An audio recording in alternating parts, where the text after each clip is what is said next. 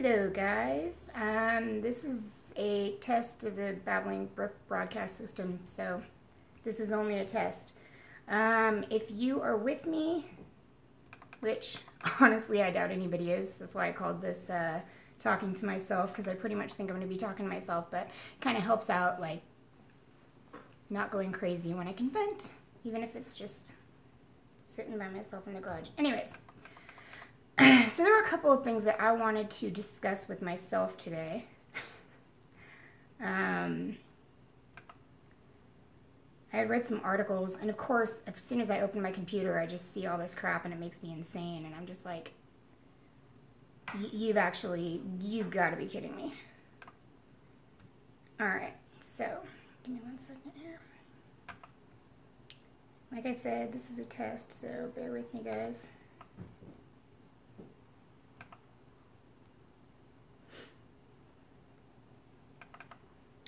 Alright. Hey, UK skin. Alright. So, I was reading a couple of articles on Bing. Just as soon as I open my computer, I see this article. And I should never read these because it makes me start going crazy. It drives me fucking nuts. I should never, ever read this shit. But it was called What You May Be Getting Wrong About New Generation Z Employees. Understanding the psyche of Gen Zers could enable us to recruit and onboard them more effectively. So the whole article really is encouraging employers to basically change everything they do to kind of go around the, just get around the whole bullshit little kid crap that I'm not going to pander to these people. And all of this whole article basically is telling employers to pander to them and, oh yeah, do fun creative things. Wait, mainstream training is morphing into micro-learning.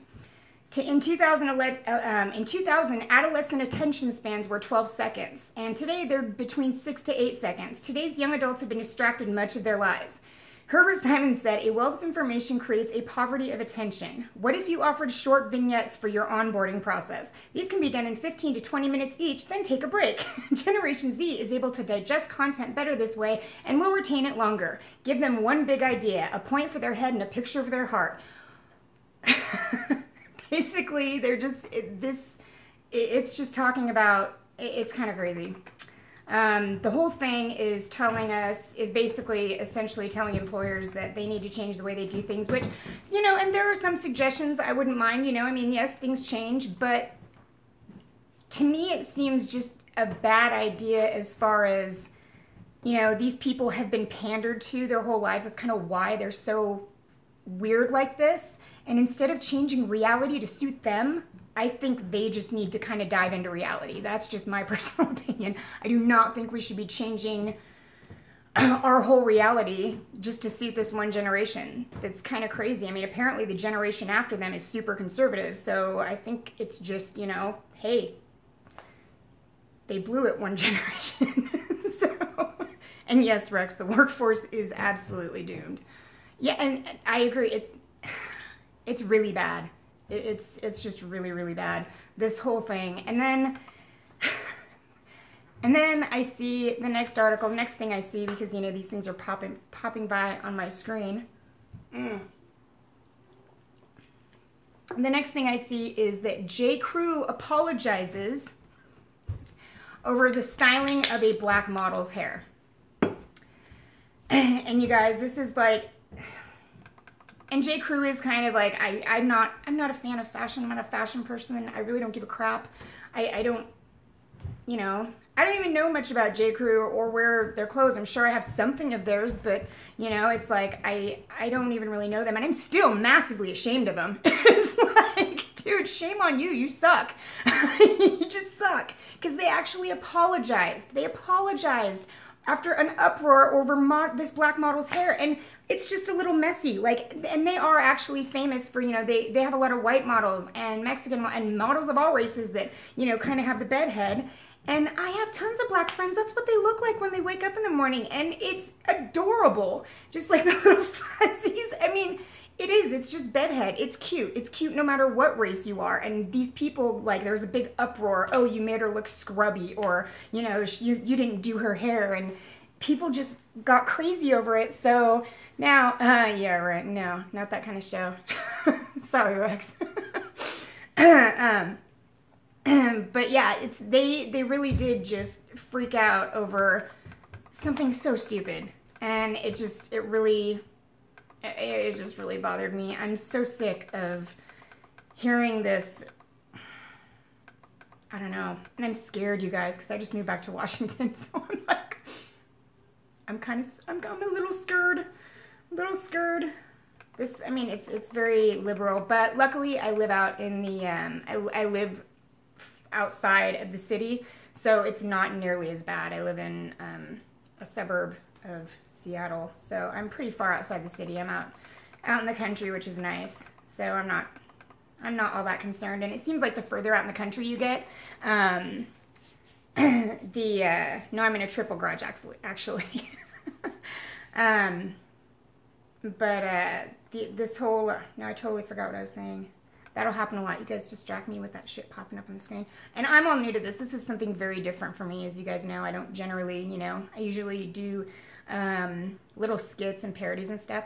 Okay, something else I wanted to talk to myself about today. Okay, so the other day I was, you know, I have been really out of the loop. I've really been out of the loop as far as YouTube, what's going on in social media, you know, anything that kind of the YouTube community and social media, you know, has kind of been going through. I have been massively out of the loop for all of that. And I'm just, yeah, I'm just getting back into it. So the other day, you know, I haven't really had a chance to do, you know, to check out anything. So I was like, you know, I'll get on YouTube. I have a few minutes. And I was like, you know, maybe I'll check out Dave Rubin. And, Blair's on. I wonder what's going on with her, and so on and so forth. And then I spent the next, 90 minutes of my life. All I can think of since I watched that is I will never get those 90 minutes of my life back, ever. Oh my God. It was absolutely insane. I really did not know much about Candace Owen. I'd seen, the only thing I knew of her was, I had watched her the interview that she did on Dave Owen previously.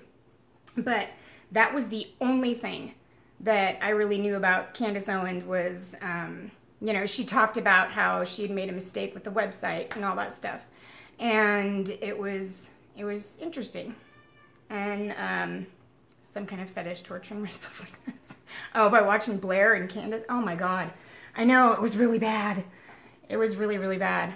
You know, it was kind of crazy. If you guys, it's like one of those things that you have to watch once just because you won't believe,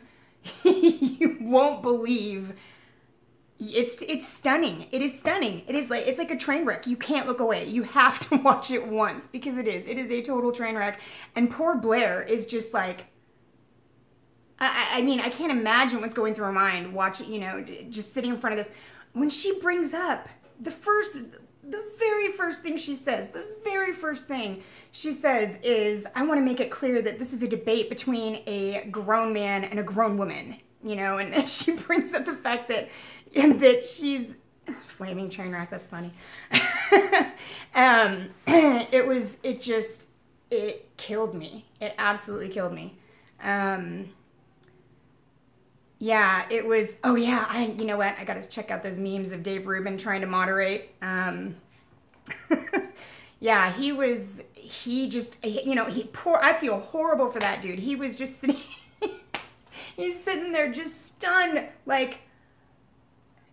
you know, girls, okay, and finally he's like, I have to get harsh, he didn't have to, no, you can't tell he's moderating at all. He was just sitting there everybody's pretty polite to Dave Rubin, you know, he doesn't moderate well. He generally does interviews, and he, you know, kind of bonds with those people, but when there's a legitimate, fight between a couple of people, I just felt horrible for him. I mean, is it bad that, one of the thoughts that went through my head watching this was, fuck, Dave needs to learn to smack a bitch. Oh, my God.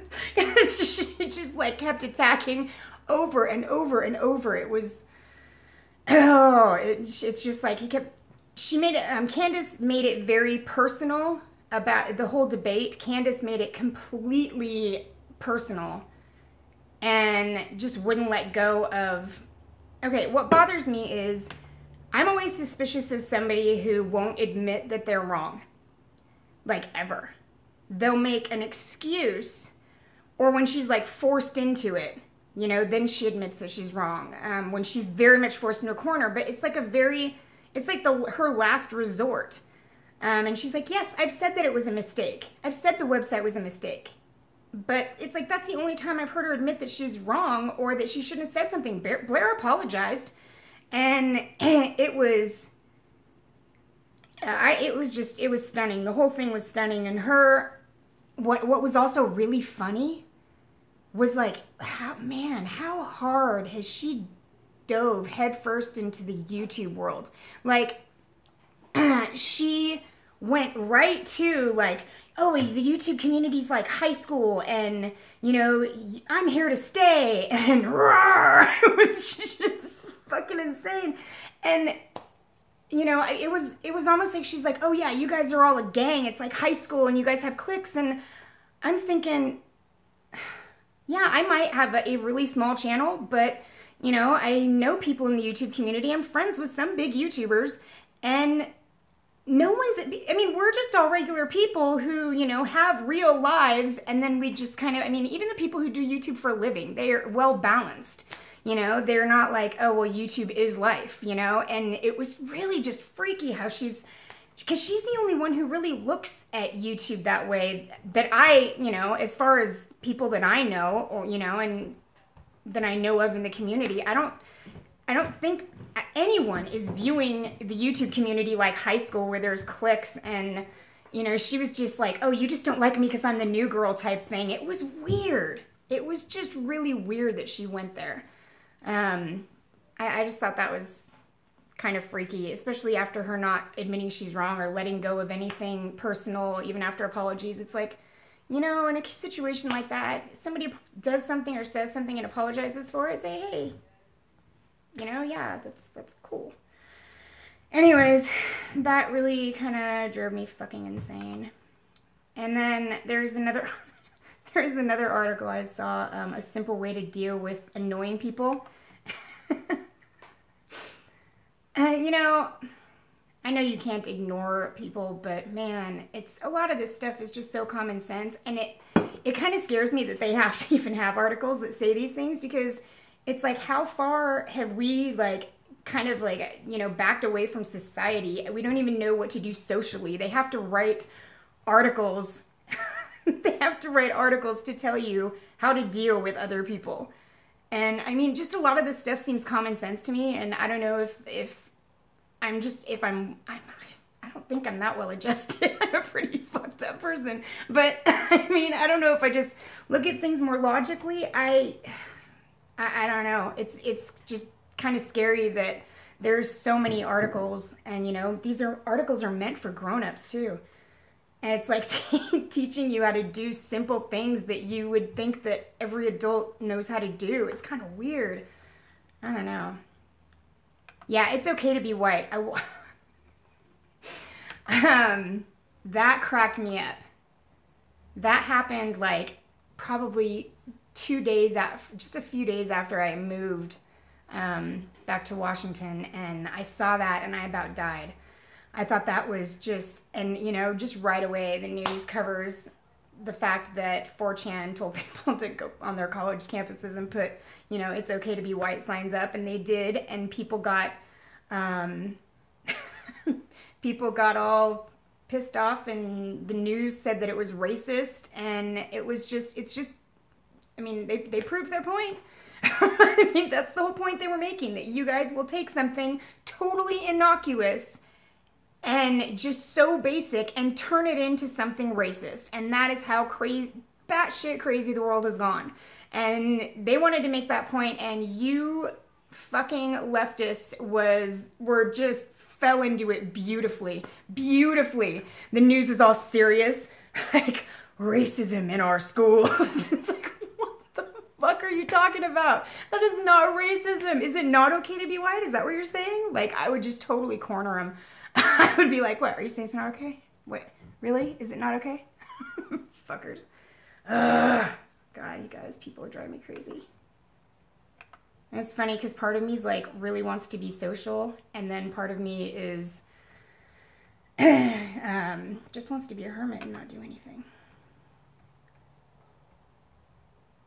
I'm fighting with myself. So yeah, and then there's all kinds of different articles. Oh my God, there are like 50 million articles about second wave millennials and what bosses get wrong about millennials and how you need to treat them. And, oh, these are really good people, so we have to have them for their company. Well, that's great, but the thing is, you can't just pander to this one group of people, especially when the next generation after, it's not like it's a shift. It is not like it is a massive shift that like, okay, all people are going to be like this from now on. I promise you, this is just a short era of fucking stupidity that we need to kind of push through in order to get to our next generation that is much more conservative, that it's been, you know, that it's been proven. Yes, and if they have, I absolutely, there's a difference between advancing the company and changing policies to make the company better. You know, and policies that benefit employee and company. That is awesome. If it innovates, you know, in a natural way, not in a way like, not in this way, not in the way, if you want to find any good people who are smart at all and know what they're doing, you're going to have to hire these millennials. So you're going to have to learn how to get them in the market and pull them out of their millennial funk. It's like, but you have to pander to them in order to get them into the office. It is just stupid. It drives me nuts. It's kind of scary, and it worries me that generations after that will see that they're getting pandered to and kind of fall into that trap too. You know, yeah, I agree. Yankomino. Yeah, learning how to communicate between generations is one thing, because we all do have those, you know, the different generations, and we're all different, you know? I mean, think about how you speak compared to your mother even, or your grandparents, but you're all still close and you all get along. You learn how to communicate with each other and, you know, how to kind of act around each other and how to, you know, be around each other. And so it's, you know, we've all gotten along, but this particular generation has decided that everything needs to cater to them. And it's creepy. It is, I really think that so much of it is the consequence of being the generation that was born after political correctness was pushed so freaking hard down like everybody's throats. Like you had to be politically correct about everything. And that really started getting really bad. To me, I remember it like the early 90s and like when Clinton was first in office. It was really bad. And political correctness and all this stuff and the diversity and all that shit like came with Clinton, and just they are the generation that was completely raised in that. They don't know any other world except full political correctness. Where it's like, oh, it's better to lie about things or, you know, be dishonest about things than to just tell the truth to somebody, you know, even if it's not the most convenient truth, you know? And so it's, just babying them just drives me insane. So, yeah. Craziness.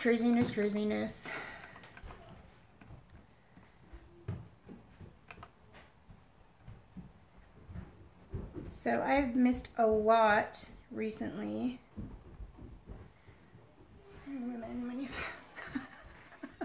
Oh my gosh, okay. Something I will say. All right, so I'm staying with my mom right now. And any of you who know me at all will know like how bad this is, all right? She watches The View. She watches the fucking View, you guys. She watches the fucking View. It's so bad. And she actually says that they have different opinions. Like, oh, well, they have conservative and liberal. No, you know, they have they had break her TV. Holy shit. She just got a new one too. She just got one of the new 4K ones. So like it's even worse because it feels like you're there. So it's like, oh my God, I'm with these bitches in my fucking living room. So bad. Okay. I love her more than anything in the whole fucking world though. And she's an amazing woman. I adore her. We have very different tastes and opinions and views and stuff, but you know, it's just extremely temporary, so it's all good. And I don't say anything about it. I don't. I just come down and I hide in my, you know, this is actually my little sanctuary, and it's actually pretty cool. I don't mind hanging out here. I can watch my YouTube videos and work on stuff, and it's nice and private. Oh, you know what else is really weird about moving back home? Oh, my mom watches The Talk too, Platty. She does. Yes, Joy Behar. Okay, so you know we were talking about that, and you know I was like, no, they're so liberal. You know, yeah. Obviously, Meghan McCain isn't, but she's the only one that's conservative, and she's the only one that doesn't rip any conservative they have on the show a new asshole, or you know, just be a jerk to them and snotty. And just do that passive-aggressive feminist bullcrap that they do without just being straight and honest. They just, oh. Anyways, I can't stand that shit. But we're talking about how liberal they were, and she's like, well, they're not really liberal, and she says, well, you know, Whoopi's kind of liberal, I guess. I was like, you don't think Joy Behar is a liberal? I'm like, she's just madly liberal, you know, very, very crazy, man-hating, feminist type, crazy, just, I can't stand watching her. I cannot, yeah. Yes, Mr. Spock. If Ann Coulter was on it, I would sit and happily watch it. I would watch that shit forever. She is awesome. I also love some of the people that I watch regularly. Like, you guys give a shit, but I'm talking to myself, so it doesn't matter. Some of the people that I watch regularly are, I love watching, like, Ben Shapiro is awesome. I love watching Ben Shapiro. I still try to catch, This Week in Stupid occasionally. I don't watch it as much as I used to. I don't have as much time. But I try to catch it. I still try to catch, as much Bearing and Sugar Tits as I can, because they always make me laugh. They always, like, talk about something funny. Jesus, Joy Behar, if liberal or radioactive, she would have a glowing half-life more than a neutron star. Nice. Yeah, she's scary. I don't, ugh. But, yeah, I really love watching,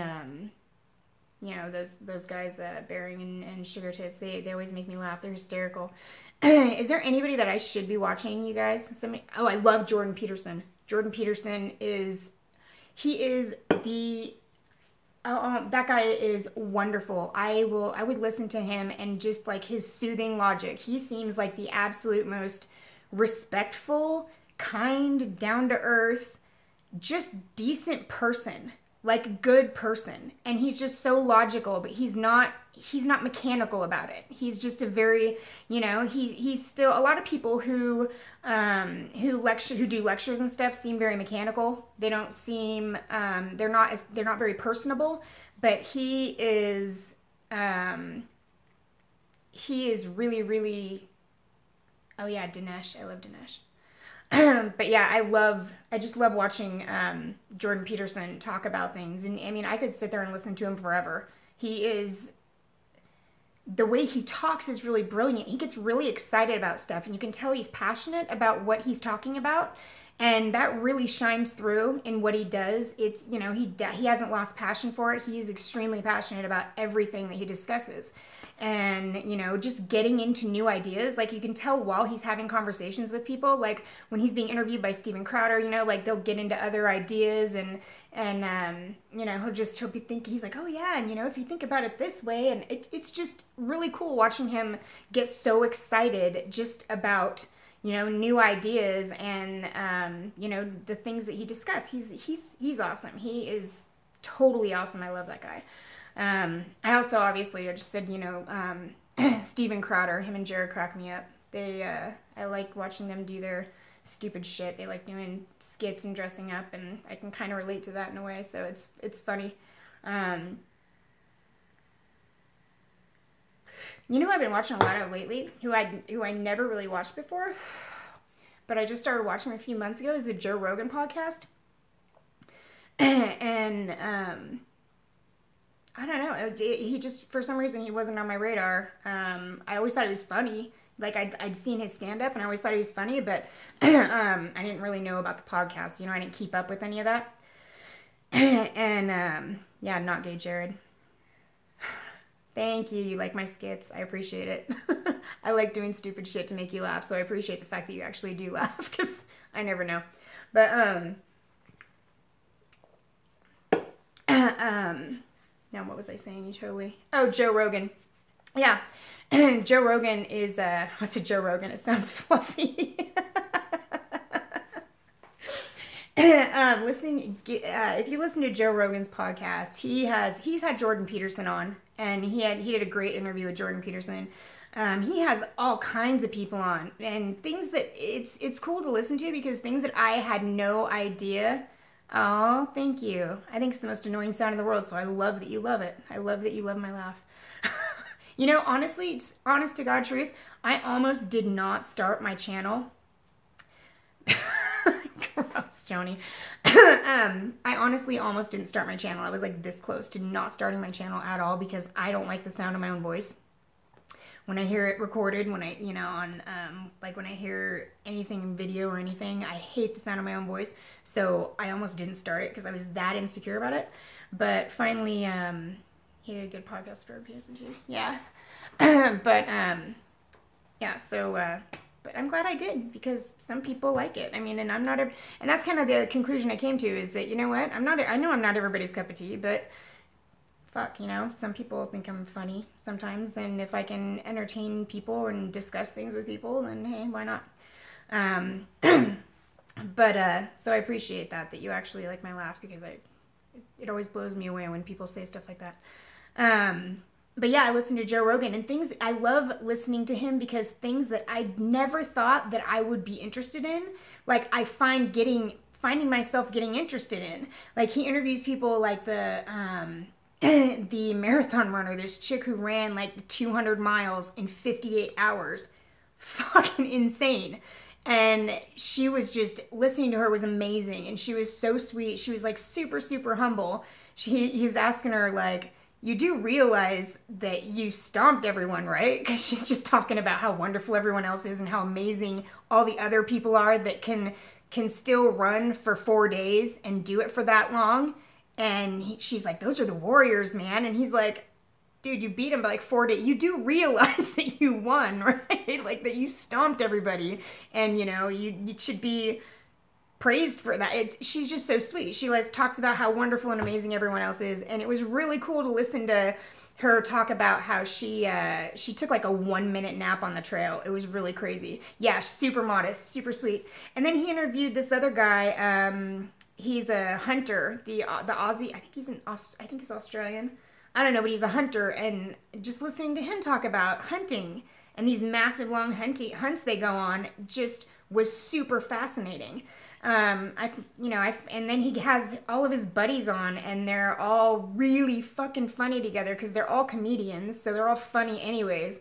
And then they all get on together, and they're all talking shit and laughing and making challenges and fucking betting each other, and it's funny as shit. It really is. It's funny.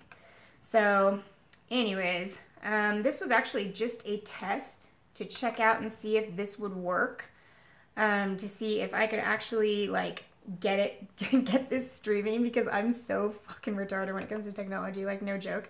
See if I could get this streaming and get it working. So that worked, but I will get it fixed up better for next time, I promise. And I will see you guys. I will see y'all later. Yeah, I will probably do this. I'll probably do it again, but I'll actually plan something Shut up. Who's that behind you? That's funny. Anyways, all right. I'll see you guys later.